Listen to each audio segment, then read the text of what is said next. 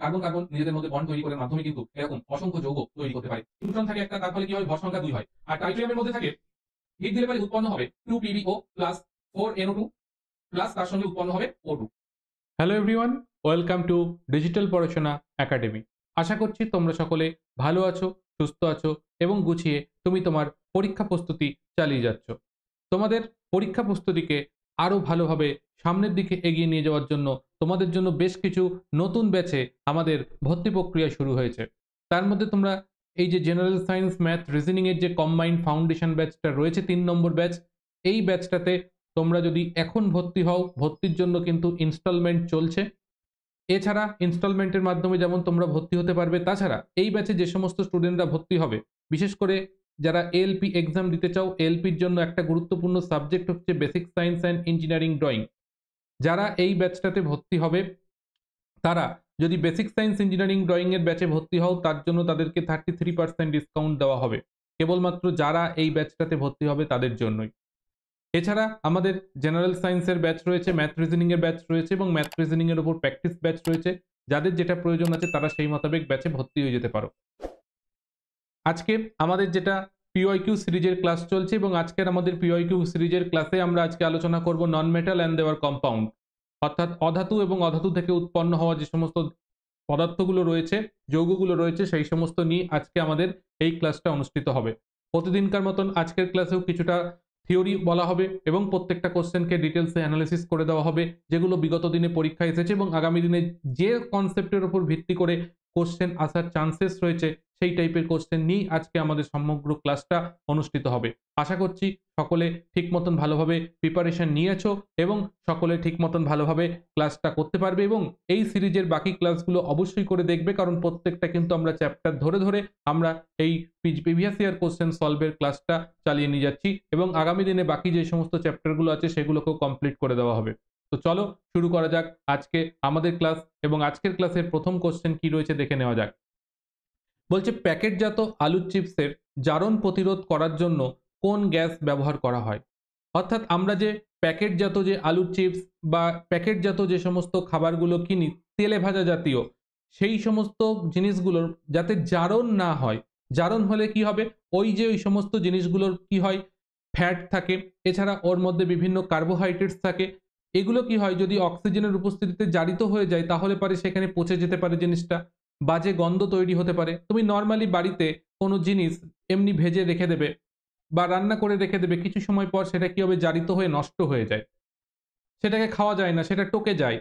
বা তেলে ভাজা জিনিস হলে পারে তার মধ্যে একটা গন্ধ হয়ে যায়, কেন, সেই জিনিসটা জারিত হয়ে গেছে সেই জন্য।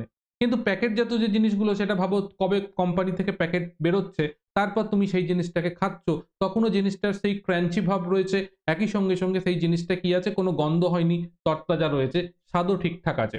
কেন? কারণ ওর মধ্যে জারণ হচ্ছে না। তাহলে জারণ যাতে না হয় তার জন্য কি করতে হবে, অক্সিজেনকে দূরে পাঠাতে হবে, অক্সিজেনকে বের করতে হবে। এই জন্য দেখবে এই জাতীয় যে প্যাকেটজাত খাদ্য খাবারগুলো হয় সেগুলোর প্যাকেটটা কেমন হাওয়া দিয়ে ফোলানো থাকে। আমরা বলি হাওয়া দিয়ে ফুলিয়ে দিয়েছে কোম্পানির, হয়তো ওটা কোনো মার্কেটিং স্ট্র্যাটেজি, কম জিনিস দিয়ে হাওয়া দিয়ে ফুলিয়ে দিয়েছে। বিষয়টা তা না, ওটাই হাওয়া দেওয়া আছে মানে ওর মধ্যে একটা গ্যাস ভরে দেওয়া হয়েছে, যে গ্যাসটা কি নিষ্ক্রিয় প্রকৃতির, ওটা অক্সিজেনকে রিপ্লেস করে ওই গ্যাসটাকে ওর মধ্যে ভরে দেওয়া হয়েছে, যার ফলে কি হবে, ওর মধ্যে আর জারণ ঘটবে না। সম্পূর্ণ জিনিসটা, খাদ্য খাবারটা সম্পূর্ণ কি আছে, একটা নিষ্ক্রিয় গ্যাসের এনভায়রনমেন্টে রয়েছে। এবার নিষ্ক্রিয় গ্যাস হিসাবে কি ইউজ করা হয়? এখানে এই ধরনের ক্ষেত্রে নিষ্ক্রিয় গ্যাস হিসাবে নাইট্রোজেনকে ইউজ করা হয়, কারণ নাইট্রোজেন হচ্ছে একটা নিষ্ক্রিয় প্রকৃতির গ্যাস। তাই জন্যে এই ধরনের আলু চিপস বা এই জাতীয় যে সমস্ত খাদ্য খাবারগুলো রয়েছে, প্যাকেটজাত খাদ্য খাবার, সেখানে যাতে জারণ না হয় সেইটাকে প্রতিরোধ করার জন্য আমরা নাইট্রোজেন গ্যাস ইউজ করে থাকি। তাই অপশন বি, নাইট্রোজেন আমাদের কারেক্ট অ্যান্সার হবে। নেক্সট আমরা চলে যাচ্ছি 2 নম্বর। বলছে ভারী জল এই শব্দটি নিম্নলিখিত কোনটির সঙ্গে যুক্ত? তো ভারী জল মানে কি?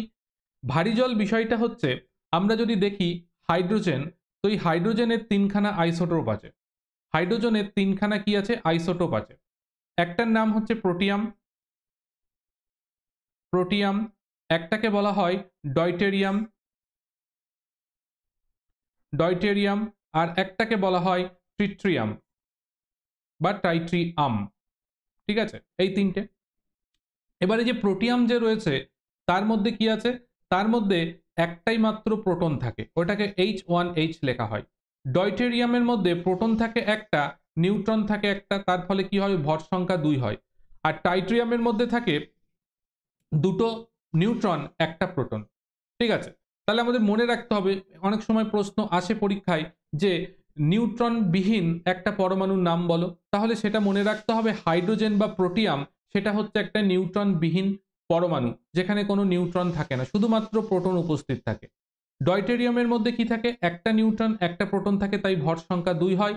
আর টাইট্রিয়ামের মধ্যে কি থাকে, দুটো নিউট্রন থাকে একটা প্রোটন থাকে, এবং এই টাইট্রিয়ামটা কিন্তু একটু রেডিও অ্যাক্টিভ ইন নেচার। তাহলে ভারী জল বলা হয় কোনটা, ভারী জল বলা হয় এই ডয়টেরিয়ামের অক্সাইড যেটা সেটা।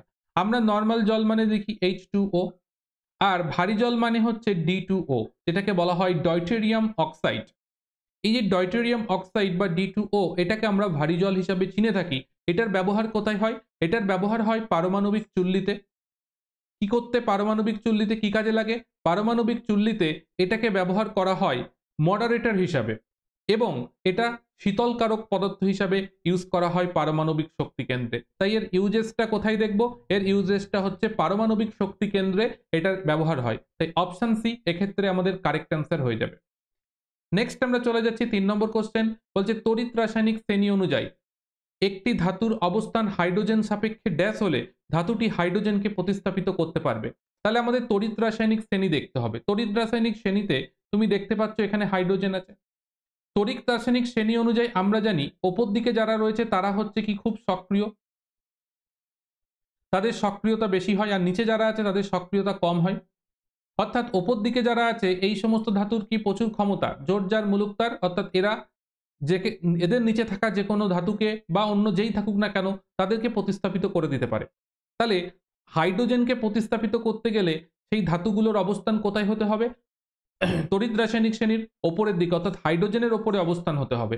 হাইড্রোজেনের ওপরে যদি থাকে তাহলে পারেই এরা কি করতে পারবে, হাইড্রোজেনকে প্রতিস্থাপিত করতে পারবে। সেই কারণে আমাদের সঠিক উত্তর কি হবে, সঠিক উত্তর হবে অপশন এ, ওপরে। তড়িৎ রাসায়নিক শ্রেণী অনুযায়ী ধাতুর অবস্থান হাইড্রোজেন সাপেক্ষে ওপরে হলে ধাতু হাইড্রোজেনকে প্রতিস্থাপিত করতে পারবে। নেক্সট আমরা চলে যাব আমাদের 4 নম্বর কোশ্চেনের দিকে। বলছে যদি একটি ধাতু জলের সঙ্গে বিক্রিয়া করে তাহলে কোন গ্যাস উৎপন্ন হয়। তাহলে ধাতু যখন জলের সঙ্গে বিক্রিয়া করে, এর আগের দিনের ক্লাসেও আমরা এটা দেখেছিলাম যে কোনো মেটাল, সেক্ষেত্রে আমরা বলেছিলাম মেটাল কিভাবে করে, ঠান্ডা জলের সঙ্গে করে, গরম জলের সঙ্গে করে, স্টিমের সঙ্গে করে, এরকম। তো মেটাল এটা যদি ওয়াটারের সঙ্গে বিক্রিয়া করে, ওয়াটারের সঙ্গে যদি বিক্রিয়া করে তাহলে কি উৎপন্ন করবে, মেটাল অক্সাইড। মেটাল অক্সাইড আর উৎপন্ন করবে হাইড্রোজেন গ্যাস। তাহলে একটা ধাতু যখন জলের সঙ্গে বিক্রিয়া করে কোন গ্যাস উৎপন্ন করে, উত্তর হবে অপশন ডি, হাইড্রোজেন গ্যাস উৎপন্ন করে। আর যদি এই মেটাল অক্সাইড এটা যদি জলের সঙ্গে বিক্রিয়া করে তাহলে কি উৎপন্ন করবে, তাহলে মেটাল হাইড্রোক্সাইড উৎপন্ন করবে। মেটাল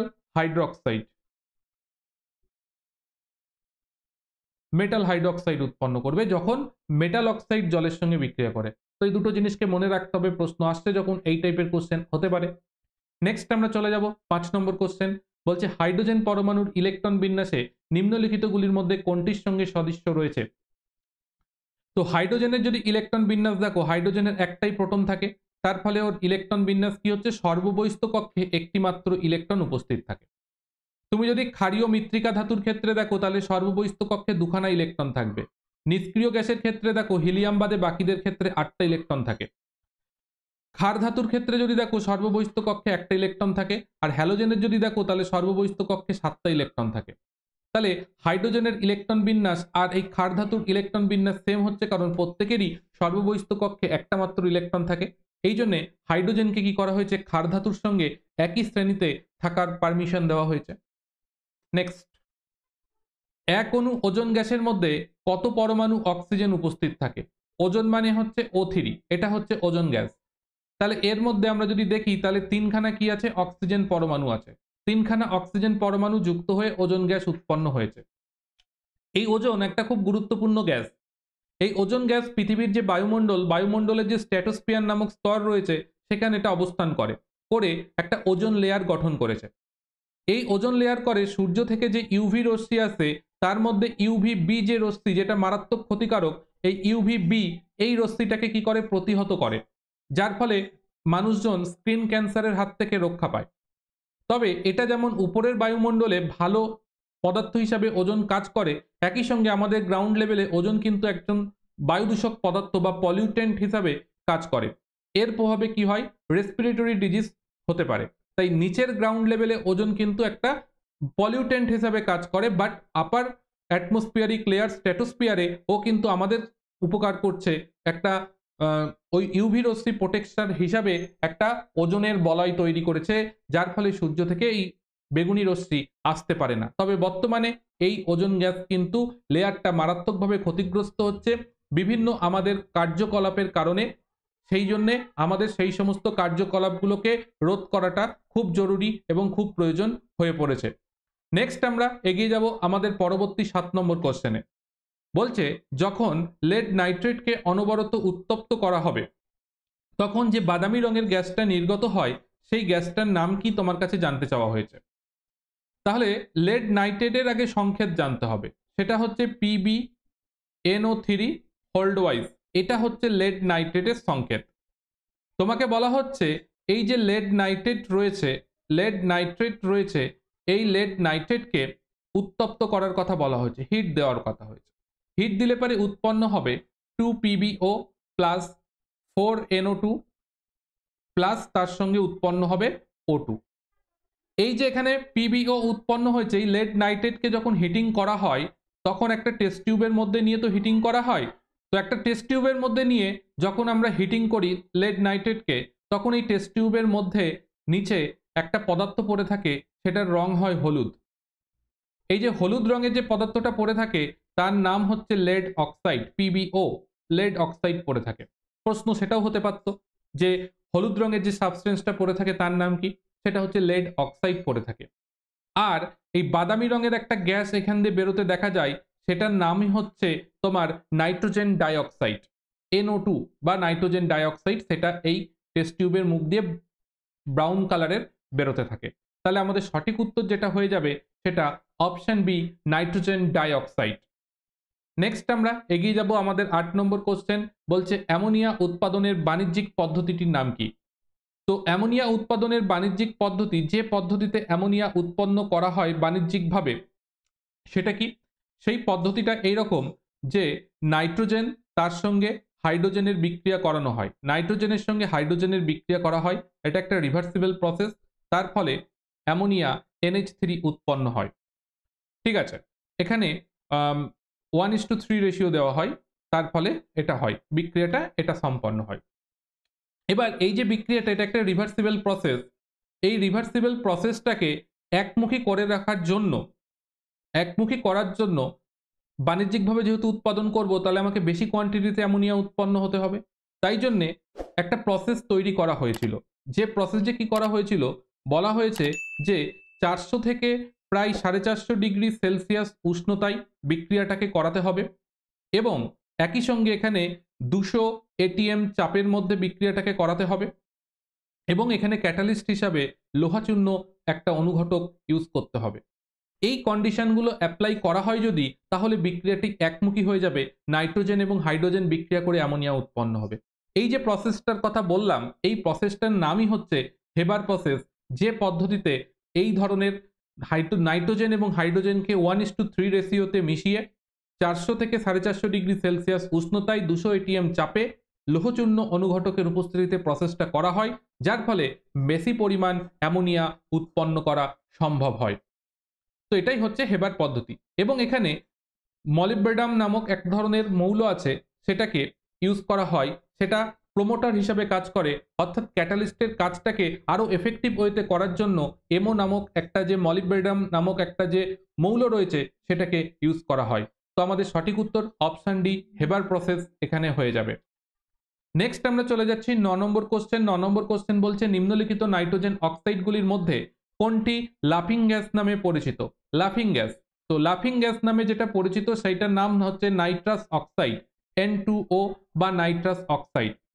তো এই গ্যাসটা নর্মালি কি হয়, এই গ্যাসটা প্রচুর পরিমাণে যদি তোমার ইনহেল হয়ে যায় তাহলে তোমার কি হয়, একটু হাসির উদ্রেক জাগে, সেই জন্য এটাকে লাফিং গ্যাস বলে। তাছাড়া এই গ্যাসটা লোকাল অ্যানাস্থেসিয়া হিসাবেও কিন্তু মার্কেটে ইউজ করা হয়, বিশেষ করে ডেন্টিস্ট যারা, তারা আগে আগে কিন্তু এই লোকাল অ্যানাস্থেসিয়ার কারোর জন্য এই নাইট্রাস অক্সাইডকে ইউজ করত। নেক্সট আমরা চলে যাচ্ছি 10 নম্বর কোশ্চেন, বলছে ফসফরাসের পারমাণবিকতা কত হয়। তো ফসফরাস যেটা হচ্ছে P4 এর পারমাণবিকতা হয় হচ্ছে 4, কারণ 4টে ফসফরাস পরমাণু যুক্ত হয়ে একটা ফসফরাস গঠিত হয় অণু, তাই জন্য এটার উত্তর হয়ে যাবে অপশন বি, পারমাণবিকতা 4। তো এখানে দেখো সেই জিনিসটা দেওয়া আছে, ফসফরাস অধাতুগুলির মধ্যে খুবই সক্রিয়, বায়ুতে থাকা অবস্থায় এরা আগুন জ্বলে যায়, তাদের মুক্ত অবস্থায় পাওয়া যায় না। ফসফরাসের বিভিন্ন রূপভেদগুলোর মধ্যে হলুদ ফসফরাস, লাল ফসফরাস, সাদা ফসফরাস। ফসফরাসের পারমাণবিকতা কত হয়, 4 হয়। রসুনের মতন গন্ধযুক্ত ফসফরাসের গন্ধ হয়, রসুনের মধ্যে যে গন্ধটা পাওয়া যায় সেটা। দেশলাই কাঠি তৈরি করতে লাল ফসফরাস ব্যবহার করা হয়। পচে যাওয়া উদ্ভিজ্জ অংশ এবং জৈব পদার্থের মধ্যে ফসফিন গ্যাস উৎপন্ন হয়, যেটা হচ্ছে ফসফরাসেরই একটা যৌগ। অ্যান্ড জিঙ্ক ফসফাইড, যেটা ইঁদুর মারার বীজ তৈরি করতে ব্যবহার করা হয়। নেক্সট আমরা 11 নম্বর কোশ্চেনে চলে এসেছি, বলছে নিম্নলিখিত পদার্থগুলির মধ্যে কোনটিকে জলের মধ্যে সংরক্ষণ করা হয়। তো জলের মধ্যে এখানে যে পদার্থগুলো রয়েছে তার মধ্যে আমরা দেখেই বুঝতে পারছি সোডিয়াম, পটাশিয়াম, ক্যালসিয়াম প্রত্যেকে জলের সঙ্গে রিয়াকশন করে এবং প্রত্যেকে সক্রিয় ধাতু। তাহলে আমরা এখানে যে পদার্থটাকে সংরক্ষণ করি সেটা হচ্ছে ফসফরাস, এবং ফসফরাসের মধ্যে সাদা ফসফরাস, সেটাকেই কিন্তু জলের মধ্যে সংরক্ষণ করা হয়। নেক্সট আমরা চলে যাচ্ছি আমাদের পরবর্তী কোশ্চেন, নিম্নলিখিত মৌলগুলির মধ্যে কোনটি কার্বন পরমাণুর সঙ্গে এক বন্ধন এবং দ্বিবন্ধন গঠন করতে পারে। তাহলে দেখো এখানে যে মৌলগুলো রয়েছে তার মধ্যে একমাত্র অক্সিজেনের ভ্যালেন্সি 2। এখানে যে মৌলগুলো রয়েছে তার মধ্যে একমাত্র অক্সিজেনের ভ্যালেন্সি বা যোজ্যতা সেটা হচ্ছে 2 হয়। তাহলে কার্বনের সঙ্গে অক্সিজেন ডবল বন্ড করতে পারে এভাবে, এভাবে ডবল বন্ড করতে পারে, এভাবে কার্বন ডাই অক্সাইডের মধ্যে যদি দেখো তাহলে এভাবে ডবল বন্ড করে বসে আছে, এভাবে ডবল বন্ড করতে পারে। আবার যদি তুমি এই যৌগটা দেখো অ্যালকোহল, এখানে কার্বন আর অক্সিজেনের মধ্যে সিঙ্গেল বন্ড আছে, তা কার্বন আর অক্সিজেন যেমন ডবল বন্ড করতে পারে তেমন সিঙ্গেল বন্ডও করতে পারে। বা কার্বনের অ্যাসিডের মধ্যে যদি দেখো দেখো এখানে, এখানে দেখো এদিকে ডবল বন্ড করে বসে আছে, এখানে দেখো একটি যৌগ সেখানে দেখো কার্বন আর অক্সিজেন ডবল বন্ড আবার সিঙ্গেল বন্ডও আছে, তাহলে সঠিক উত্তর হয়ে যাবে অপশন ডি, অক্সিজেন। নেক্সট আমরা পরবর্তী কোশ্চেনে যাব, বলছে নিচের উপাদানগুলি নিচের কোন উপাদানটি ঘরের তাপমাত্রায় বৈশিষ্ট্যপূর্ণ গন্ধযুক্ত সবুজাভ হলুদ গ্যাস তৈরি করে। তো এটা সঠিক উত্তর যেটা হয়ে যাবে ক্লোরিন। ক্লোরিন হচ্ছে কি ঘরের উষ্ণতায় সবুজাভ হলুদ রঙের একটা গ্যাস হিসাবেই এটা থাকে, তাই অপশন বি ক্লোরিন আমাদের কারেক্ট অ্যান্সার হয়ে যাবে। তো তোমরা যারা আমাদের সঙ্গে যুক্ত হয়ে প্রিপারেশন করতে চাইছো তাদেরকে বলবো প্লে স্টোর থেকে ডিজিটাল পড়াশোনা একাডেমি অ্যাপ্লিকেশনটাকে ইনস্টল করে নাও। এখানে ইনস্টল করলে পারে আমাদের যে সমস্ত ব্যাচগুলোতে ভর্তি প্রক্রিয়া চলছে এই সমস্ত প্রত্যেকটা ব্যাচে ভর্তি প্রক্রিয়া চলছে, তো এই সমস্ত ব্যাচগুলোতে তুমি ভর্তি হয়ে যেতে পারবে এবং নিজের প্রিপারেশনটাকে শুরু করে দিতে পারবে। সময় নষ্ট করে বেশি ভাবনা চিন্তা করে কোনো লাভ নেই, কারণ ভর্তি যদি প্রিপারেশন করতে হয় সঠিকভাবে তাহলে এখনই ভর্তি হয়ে প্রিপারেশন করো, কারণ এখন ভ্যাকেন্সি কম, তাই সেই অল্প ভ্যাকেন্সির মধ্যে চান্স পেতে গেলে পারে কিন্তু নাম্বার তোমাকে বেশি তুলতেই হবে। আর নাম্বার তুলতে গেলে কিন্তু সেখানে সঠিক গাইডেন্স প্রয়োজন এবং তার মাধ্যমে প্রিপারেশন করে নাম্বার তুলে কিন্তু তোমাকে এগিয়ে যেতে হবে। তাই যাদের প্রয়োজন আছে তারা অবশ্যই করে যুক্ত হতে পারো এবং কোনো যদি ডিসকাস করার প্রয়োজন থাকে আমাদের হোয়াটসঅ্যাপ নাম্বারে যোগাযোগ করো। এছাড়া এটা এনসিইআরটি বেস একটা ক্লাস হয় যেখানে এনসিইআরটি বুক থেকে লাইন বাই লাইন পড়ানো হয়, তো যাদের সেটা প্রয়োজন আছে তারা এখানে যুক্ত হতে পারো। এবং আমাদের বিভিন্ন রেকর্ডেড ব্যাচগুলো রয়েছে, এগুলো যাদের রেকর্ডেড ক্লাসের প্রয়োজন আছে তারা এই সমস্ত কিছুতে যুক্ত হতে পারে। এবং নতুন যে এলপি নোটিফিকেশন এসেছে তার জন্য কিন্তু এই বেসিক সায়েন্স ইঞ্জিনিয়ারিং ড্রয়িং এর প্রিপারেশনটা কিন্তু আগেভাগে শুরু করে দাও, না হলে পরীক্ষা সিবিটি 1 পাস করে গিয়ে সিবিটি 2 এর জন্য প্রিপারেশন করব ওইটুকু সময়ের মধ্যে কিন্তু কমপ্লিট করতে পারবে না। তাই যদি টার্গেট থাকে এএলপি তাহলে অবশ্যই এখন থেকে এইটার প্রিপারেশন অবশ্যই করে শুরু করে দাও। নেক্সট হচ্ছে 14 নম্বর কোশ্চেন চলে এসেছে, বলছে নিম্নলিখিত অধাতুগুলির মধ্যে কেবলমাত্র কোনটিকে ঘরের উষ্ণতায় তরল অবস্থায় পাওয়া যায়। তো হ্যালোজেন পরিবার এমনই একটা ইন্টারেস্টিং পরিবার, সেই পরিবারে তোমার ফ্লোরিন, ক্লোরিন এদেরকে কি পাওয়া যায়, এদেরকে গ্যাসিয়াস স্টেটে পাওয়া যায়, এদেরকে গ্যাসিয়াস স্টেটে পাওয়া যায়। তুমি ব্রোমিনে চলে যাও, ব্রোমিনকে তরল অবস্থায় পাওয়া যায়। আর আয়োডিনে চলে যাও, আয়োডিনকে কঠিন অবস্থায় পাওয়া যায়। এটা একটা ইন্টারেস্টিং পরিবার, তাই এখানে আমাদের সঠিক উত্তর হয়ে যাবে অপশন সি ব্রোমিন। যত নন মেটাল আছে তার মধ্যে একমাত্র ব্রোমিন যেটাকে তরল অবস্থায় পাওয়া যায় ঘরের উষ্ণতায়। নেক্সট নিম্নলিখিত হ্যালোজেন মৌলগুলির মধ্যে কোনটির জারণ ক্ষমতা সবচাইতে বেশি? তাহলে হ্যালোজেনগুলো যদি জারণ ক্ষমতা দেখা হয় তাহলে সব থেকে জারণ ক্ষমতা হচ্ছে ফ্লোরিনের, তারপর হচ্ছে ক্লোরিনের, তারপর হচ্ছে ব্রোমিন এবং সবচেয়ে কম হচ্ছে আয়োডিন। তাহলে কার ক্ষমতা সবচেয়ে বেশি? উত্তর হবে ফ্লোরিন, তার জারণ ক্ষমতা সবচাইতে বেশি। নেক্সট আমরা চলে যাচ্ছি পরবর্তী কোশ্চেন, বলছে নিম্নলিখিত কোন পদার্থটি উৎপাদনে ক্লোরিন গ্যাস ব্যবহার করা হয়? তাহলে কোন পদার্থটি উৎপাদনে ক্লোরিন গ্যাস ব্যবহার করা হয়? তো এখানে যে পদার্থগুলো আছে তার মধ্যে আমরা সকলেই জানি ব্লিচিং পাউডার একটা বিশেষ গন্ধযুক্ত পাওয়া যায়, সেই গন্ধটা কিসের হয়? ক্লোরিনের হয়। অর্থাৎ ব্লিচিং পাউডার সেটাই হচ্ছে calcium calcium hypochlorite. Calcium hypochlorite এটা, যার সংকেত হচ্ছে কিন্তু এটা ক্যালসিয়াম হাইপোক্লোরাইট হচ্ছে ব্লিচিং পাউডারের কেমিক্যাল নেম হচ্ছে ক্যালসিয়াম হাইপোক্লোরাইট, আর তার সংকেত এটা। এই দুটো জিনিসকে কিন্তু মনে রাখতে হবে। যেমন ব্লিচিং পাউডার উৎপাদনে ক্লোরিন গ্যাস ব্যবহার করা হয়, ব্লিচিং পাউডার হচ্ছে তোমার তার সংকেত কি, এবং ব্লিচিং পাউডারের রাসায়নিক নাম যেটা বললাম ক্যালসিয়াম হাইপোক্লোরাইট, এগুলো কিন্তু মুখস্থ রাখতে হবে কারণ এগুলো থেকে প্রশ্ন এসেছে। নেক্সট, হ্যালোজেন পরিবারের সদস্যগুলির মধ্যে কোনটির সক্রিয়তা সবচাইতে কম? কিছুক্ষণ আগেই বললাম সক্রিয়তা বেশি, তাহলে সক্রিয়তা কম কোনটা? সেটা হবে আয়োডিন। তাই অপশন ডি আয়োডিন এক্ষেত্রে আমাদের কারেক্ট অ্যান্সার হয়ে যাবে। নেক্সট আমরা চলে যাব আমাদের পরবর্তী কোশ্চেন, বলছে নিষ্ক্রিয় গ্যাসগুলির মধ্যে কোনটি তেজস্ক্রিয় প্রকৃতির? তো নিষ্ক্রিয় যে গ্যাসগুলো রয়েছে সেই নিষ্ক্রিয় গ্যাসগুলির মধ্যে তেজস্ক্রিয় প্রকৃতির যে গ্যাসটা রয়েছে সেই গ্যাসটার নাম হচ্ছে কি? রেডন। রেডন হচ্ছে একটা তেজস্ক্রিয় প্রকৃতির গ্যাস। নেক্সট, আমাকে এখানে একটা এসডব্লিউ দিই তোমাদের, তোমরা আমাকে এখানে বলবে যে মোট কতগুলো নিষ্ক্রিয় গ্যাস আছে, নিষ্ক্রিয় গ্যাসের সংখ্যা কত? ঠিক আছে, মোট কতগুলো নিষ্ক্রিয় গ্যাস আছে আমাদের এই প্রকৃতিতে, সেই সংখ্যাটা কত আমাকে কমেন্ট করে জানাবে। নেক্সট বলছে নিম্নলিখিত মৌলগুলির মধ্যে কোনটির ক্যাটিনেশন ধর্ম দেখায়? তাহলে ক্যাটিনেশন ধর্ম দেখায় যে মৌলটা, সেই মৌলটার নাম কি? সেটা হচ্ছে কার্বন। এবার হচ্ছে ক্যাটিনেশন ধর্ম বিষয়টা কি? ক্যাটিনেশন ধর্ম হচ্ছে একটা মৌল অন্য পরমাণুর সঙ্গে একটা বন্ধন গঠনের মাধ্যমে যখন একটা শৃঙ্খল আকারে যৌগ তৈরি করতে পারে সেই ধর্মটাকে ক্যাটিনেশন বলে। যেমন দেখো কার্বন, আমরা যদি দেখি কার্বন দেখো এইভাবে কিরকম একটা যৌগ তৈরি করতে পারে, দেখো ঠিক আছে, কার্বন দেখো কিরকম একটা যৌগ তৈরি করতে পারে। এরকম ভাবে কার্বন অনবরত কার্বন যুক্ত হয়ে বিরাট যৌগ তৈরি করে ফেলতে পারে। ঠিক আছে, এরকম ভাবে কিন্তু কার্বন যুক্ত হতে পারে। ঠিক আছে, এইভাবে কার্বন যুক্ত হতে পারে। কার্বন কার্বন নিজেদের মধ্যে বন্ড তৈরি করার মাধ্যমে কিন্তু এরকম অসংখ্য যৌগ তৈরি করতে পারে। এইভাবে এর থেকে আরো শৃঙ্খল তৈরি হতে পারে। তো এই যে ধর্মটা, যে একটা কার্বন আরেকটা কার্বনের সঙ্গে বা অন্য আদার্স পরমাণুর সঙ্গে যুক্ত হয়ে বিরাট বড় একটা শৃঙ্খলাকার যৌগ গঠন করতে পারে, এই ধর্মটাকেই ক্যাটিনেশন ধর্ম বলে। এবার প্রশ্ন হবে যে ক্যাটিনেশন ধর্ম কার্বনই কেন দেখায়, অন্য কেউ দেখায় না? তার কারণটা হচ্ছে কার্বনের হচ্ছে ভ্যালেন্সি কত হয়? কার্বনের ভ্যালেন্সি হয় 4 এবং কার্বনের পরমাণুর আকার ছোট হয়। তার ফলে এই যে বন্ধনগুলো গঠিত হয়েছে এগুলো সব সমযোজী বন্ধন। তার ফলে একটা শক্তিশালী সমযোজী বন্ধন কার্বন গঠন করতে পারে।